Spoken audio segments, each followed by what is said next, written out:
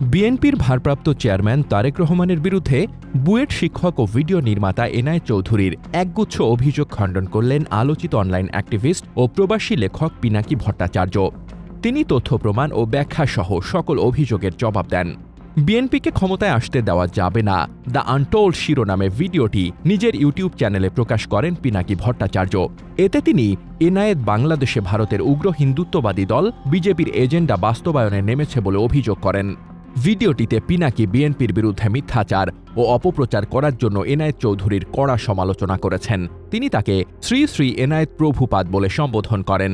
তাকে বাংলাদেশে বিজেপির বুয়েট শাখার সভাপতি হিসেবেও অভিহিত করেন অনলাইন এই অ্যাক্টিভিস্ট।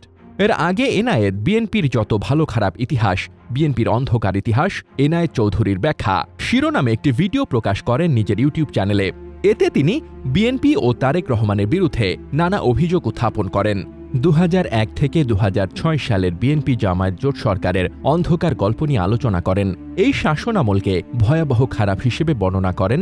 হাওয়া ভবন থেকে তারেক রহমানের নেতৃত্বে পরিচালিত ডিপ স্টেট ধারণা, তার বিরুদ্ধে দুর্নীতি সুনির্দিষ্ট কিছু উদাহরণ দেন। অবৈধ সম্পদ অর্জনের অভিযোগ, সিমেন্সের চুক্তি, বিদ্যুৎ খাতে দুর্নীতি, একটি হত্যা মামলার প্রভাব এবং জিয়া অরফানেজ ট্রাস্টের তহবিলের অপব্যবহারের অভিযোগ আনেন তারেক রহমানের বিরুদ্ধে। এনায়েত তার ভিডিওতে 10 ট্রাক অস্ত্র বহন এবং 21শে আগস্ট গ্রেনেড হামলায় বিএনপিকে অভিযুক্ত করে সমালোচনা করেন। বিএনপি জামায়াত সরকারের জেএমবির মতো জঙ্গি গোষ্ঠীগুলোকে পৃষ্ঠপোষকতা করেছিল বলেও দাবি করে সে। Online activist Pinaki Bhattacharya video শুরুতে এনায়েতের বিরুদ্ধে ভারতের বিজেপির নীতি প্রচারের অভিযোগ করেন। বলেন, ভারতীয় পণ্য বর্জন আন্দোলনের বিরোধিতা করেছিলেন বুয়েটের এই শিক্ষক। এখন বিএনপিকে টার্গেট বানানো হচ্ছে। পিনাকি বলেন, বিজেপির বর্তমান নীতি হল বিএনপিকে ক্ষমতায় আসতে বাধা দেওয়া, কারণ তারা বিশ্বাস করে আওয়ামী লীগ আর ফিরে আসবে না, আর সে লক্ষ্যেই কাজ করছে এনায়েত। পিনাকি বলেন, বিএনপিকে ডিফেন্ড করা আমার দায়িত্ব না, দায়ও না, আমি বিএনপি করিও না, কিন্তু বিএনপি ব্যাশিংয়ের নামে কোন শয়তানিটা শ্রী শ্রী এনায়েত প্রভুপাত করছে সেটা দেখা দরকার, কারণ দেশের জন্য, জাতির জন্য এটা জরুরি। আমি ওরে প্রভুপাত বলি কারণ ও হইতেছে বিজেপির বুয়েট শাখার সভাপতি। ভারতীয় পণ্য বয়কটের সময় আমাদের পিছে লাগছিল, এখন বিএনপির পিছে লাগছে। বিএনপির পিছে লাগা এখন বিজেপির পলিসি। বিজেপি এখন জানে যে আওয়ামী লীগ আর তো আসবে না, কিন্তু বিএনপি যেন না আসে ক্ষমতায়, এইটা হইতেছে বিজেপির পলিসি। ও যেটা বলতে চাচ্ছে সেটা হচ্ছে আওয়ামী লীগ খারাপ, বিএনপি একই রকম খারাপ একটা দল, বিএনপিকে ক্ষমতায় আসতে দেওয়া যাবে না। প্রভুবাদ আওয়ামী লীগের আমলে আওয়ামী লীগের শাসন নিয়ে কি কথা কবার পারছিল? সে সাহস হয় নাই। এখন ওর পৌরসত্ব জেগে উঠছে, বিপ্লবী হইছে, এখন হইছে বিপ্লবী সাজিতে, বলেন তিনি। এরপর একে একে এনায়েত প্রভুপাদের সকল অভিযোগ খণ্ডন করেন প্রবাসী এই লেখক। তিনি বলেন, মার্কিন দূতাবাসের সূত্রটা কি দাবি করেছে যে তারেক রহমান বিভিন্ন কনস্ট্রাকশন কোম্পানি আর প্রতিষ্ঠানের কাছ থেকে চাঁদা চেয়েছে? মার্কিন দূতাবাসেরই আরেকটা সূত্র বলছে তারেক রহমান কোটি কোটি ডলারের অবৈধ সম্পদ সংগ্রহ করেছেন। ঢাকায় আগে একজন মার্কিন রাষ্ট্রদূত ছিলেন যার নাম জেমস এফ মরিয়ার। উনি বলছেন, তারেক রহমান শুধুমাত্র যে মনেম কনস্ট্রাকশনের মতো একটা লোকাল কোম্পানির কাছ থেকে ঘুষ খাইছেন এমন না, মনেম কনস্ট্রাকশন তারেক রহমানকে $4.5 লক্ষ মার্কিন ডলার ঘুষ দিয়েছিল। তিনি বলেন, আসল কাহিনী হচ্ছে মার্কিন দূতাবাস এরকম কোনো দাবি করেই নাই। মার্কিন দূতাবাস তাদের যে সমস্ত কেবল কমিউনিকেশন পাঠায়, তার দেশে কোথায় কি আপডেট হচ্ছে এগুলো লিখে পাঠায় এবং বিভিন্ন বিষয়ে ওয়াশিংটনে মতামত চায়। এরকম একটা কেবল যেটা পাঠানো হয়েছে 2008 সালের নভেম্বরে, সেখানে তারা লিখেছিল যে বাংলাদেশের দুর্নীতি দমন কমিশন তারেক রহমানের বিরুদ্ধে বিভিন্ন অভিযোগ এনেছে, যার মধ্যে আছে অমুক কনস্ট্রাকশন ফার্ম থেকে চাঁদা দাবি, তমুক প্রতিষ্ঠান থেকে চাঁদা দাবির অভিযোগ।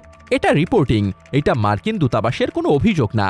একটা দাবিও কিন্তু মার্কিন দূতাবাস বা তাদের কোনো সূত্র করছে না। এই অভিযোগ আনছে মঈনুদ্দিন আহমেদের সরকারের দুর্নীতি দমন কমিশন, যারা তখন -2 ফর্মুলা বাস্তবায়নে ব্যস্ত, আর আমেরিকা দূতাবাস সেই মামলাগুলোর বর্ণনা করতেছে মাত্র, আর কিছু না।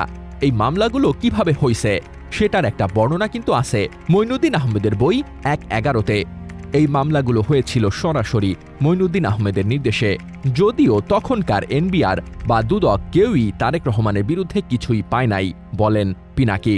তিনি আরও বলেন, বইয়ের 274 পৃষ্ঠাতে মঈনুদ্দিন আহমেদ তখন তৎকালীন এনবিআরের শীর্ষ কর্মকর্তাকে তারেক রহমানের মামলাগুলোর ব্যাপারে জিজ্ঞেস করেছে। উনি উত্তর দিচ্ছেন, কি বলতেছেন? তাদের বিরুদ্ধে তো কোনো মেজর কেস পাওয়া যায়নি, যেমন তারেকের তো কোনো কিছু প্রমাণিত হয় নাই। এই ১-১১ বইতে খুব বিস্তারিতভাবে লেখা আছে কিভাবে মঈনুদ্দিন আহমেদ বাধ্য করছিল এসব মামলা দিতে, এবং আমরা সবাই জানি যে কিভাবে তখন ব্যবসায়ীদের তুলে নিয়ে বিভিন্ন রাজনীতিবিদদের বিরুদ্ধে মামলা করতে বাধ্য করা হইত। সে মামলাগুলোর সূত্র ধরে প্রভুপাদ ভিডিও বানায় ফেলছে, চাঁদাবাজি করছে। মানুষের ইন্টেলেকচুয়াল একটা অনেস্টি থাকতে হয়।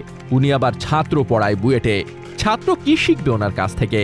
ছাত্র সাবজেক্ট কি শিখবে জানি না, কিন্তু নৈতিকতা তো শিখবে না ওনার কাছ থেকে, বলেন পিনাকি। তিনি বলেন, এখন প্রশ্ন হচ্ছে এই চাঁদাবাজির মামলা হাসিনা গত ১৭ বছর কোনো আদালতে প্রমাণ করতে পারে নাই, এমনকি কোনো বিবাদী এই সমস্ত ভুয়া মামলা চালাইতেও চায় নাই।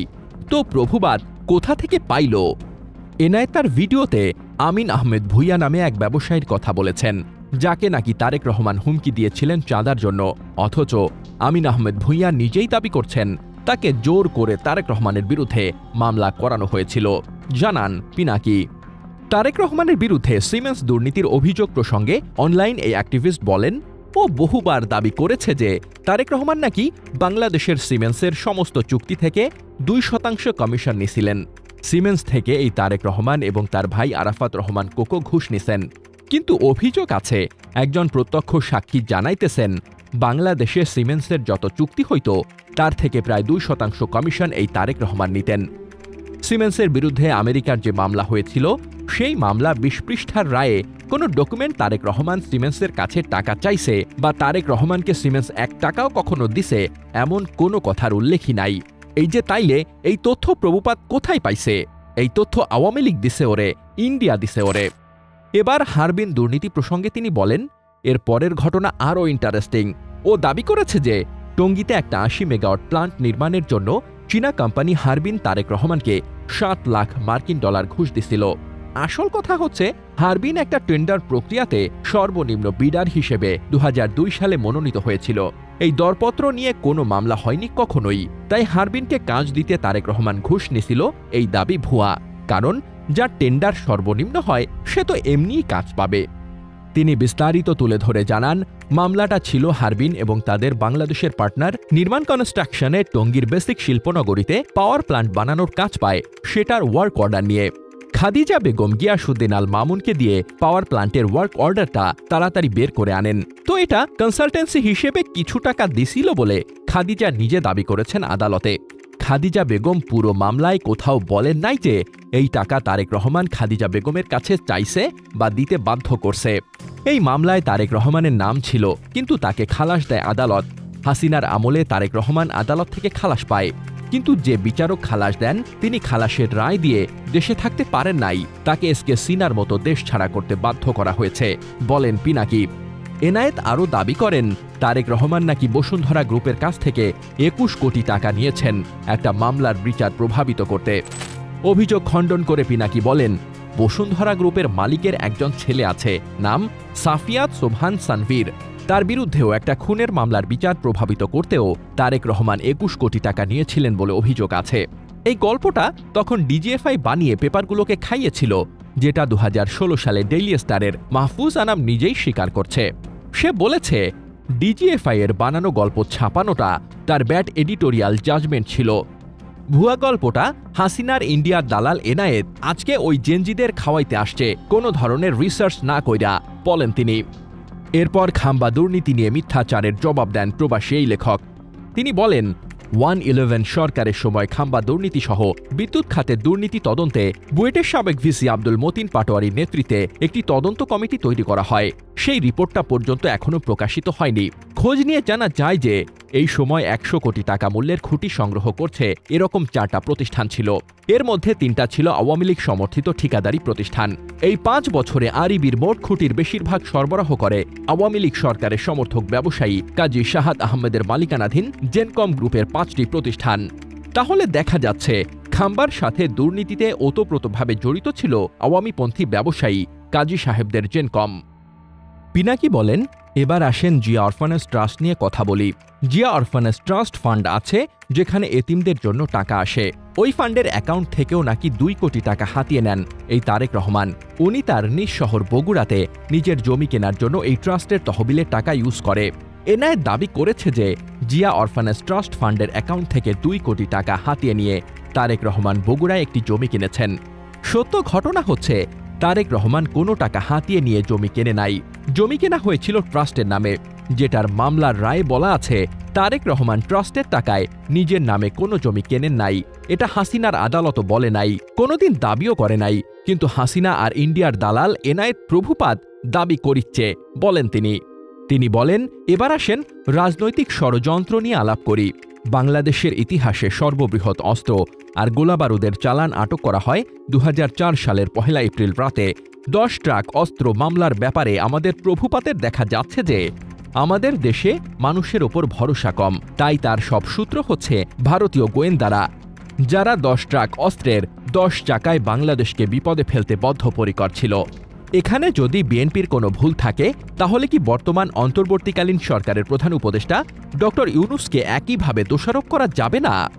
উনিও তো ভারতের টিভি মিডিয়া এনডিটিভির সাথে সাক্ষাৎকারে বলেছেন, বাংলাদেশকে ভারত অস্থিতিশীল করতে চাইলে ভারতের 7 সিস্টার অক্ষত থাকবে না, বলছে না? তাইলে ভারতকে চাপে রাখার ব্যাপারে পররাষ্ট্র নীতি কি বিএনপির ভুল ছিল? এই নীতির কারণে বিএনপির ভোট পেতে বাধা থাকবে কেন? জবাব দেন পিনাকি। 21 আগস্টের গ্রেনেড হামলায় বিএনপিকে দোষারোপের জবাবে পিনাকি বলেন, মুফতি হান্নান 21 আগস্টের গ্রেনেড হামলার ব্যাপারে 2টা জবানবন্দি দিছে। প্রথমটা 2007 সালে, যেটার ভিত্তিতে মামলার বিচার শুরু হয়ে গেছিল, কিন্তু সেই জবানবন্দিতে তারেক রহমানের হাওয়া ভবনের নাম নিশানাও ছিল না। এই জন্য শেখ হাসিনা 2009 সালে মুফতি হান্নানকে রিমান্ডে নিয়ে নির্যাতন কইরা তারেক রহমানের হাওয়া ভবনের নাম বের করার দায়িত্ব দেয় তার বিশ্বস্ত দালাল আব্দুল কাহার আকন্দকে। এরপরে 120 দিন রিমান্ড নির্যাতনের পর মুফতি হান্নানকে দিয়া জোর কইরা 2011 সালে বলা হয় যে এই হামলার আগে সে হাওয়া ভবনে তারেক রহমানের সাথে দেখা করছিল। এই জন্য 2024 সালের নির্বাচনে আব্দুল কাকন্দকে হাসিনা নৌকা মার্কার প্রার্থী করে। এই দিন মুফতি হান্নান এই জবানবন্দি দেওয়ার সাথে সাথে প্রত্যাহারেরও কিন্তু আবেদন করে। এই জবানবন্দি ছিল পুরাই বানোয়াট। এটা বানোয়াট কেন? মুফতি হান্নান কবে কত তারিখে হাওয়া ভবনে তারেক রহমানের সাথে দেখা করতে গেছিল সেটা মনে করতে পারে নাই, তাই তার সাক্ষ্যে লেখা ছিল তারিখ এবং সময় মনে পড়ছে না। অথচ হাওয়া ভবনে তার বৈঠক ছাড়া বাকি সমস্ত ঘটনার তারিখ সহ বিস্তারিত বর্ণনা করছে মুফতি হান্নান। শুধু হাওয়া ভবনের মিটিংটার তারিখ তার মনে নাই, বলেন তিনি। পিনাকি বলেন, এরপর প্রভুপাত দাবি করছে যে বিএনপি নেতারা নাকি বাংলা ভাইকে পৃষ্ঠপোষকতা করছে। বিএনপি জামায়াত জোট সরকার জঙ্গি গোষ্ঠীকে তোষণ করতে তাদেরকে পালত, পরে নিজেদের কাজেও ব্যবহার করত। তার সোর্সকে জানেন? নূর মোহাম্মদ, কিশোরগঞ্জ থেকে নৌকা মার্কা নিয়ে ভোট ডাকাতি করে জেতা আওয়ামী লীগের সাবেক সংসদ সদস্য। পিনাকি একগুচ্ছ প্রশ্ন ছুড়ে বলেন, এখন প্রভুপাতকে বলতে হবে বিএনপি আমলে কোনো আয়নাঘর করছিল? আন্দোলনে 2 সপ্তাহ 1000 মানুষ মারা গেছে, হেলিকপ্টার থেকে গুলি করা হয়েছে, স্নাইপার দিয়ে গুলি করা হয়েছে, সরাসরি বুকে গুলি করা হয়েছে, মাথায় গুলি করা হয়েছে, স্নাইপার দিয়ে বাংলাদেশকে ভারতের উপনিবেশ বানানো হয়েছে। বিএনপি সরকারের বিরুদ্ধে কথা বলার জন্য পিটায়ে মারা হইছে কখনো? আওয়ামী লীগ ফ্যাসিবাদ কায়েম করছে, বিএনপি কখনো ফ্যাসিবাদ কায়েম করছে? বিএনপি 57 জন সেনা অফিসারকে মারছে বিদ্রোহের নামে? বিএনপি রাতের আধারে আলেমদের মাইরা লাশ গুম করছে?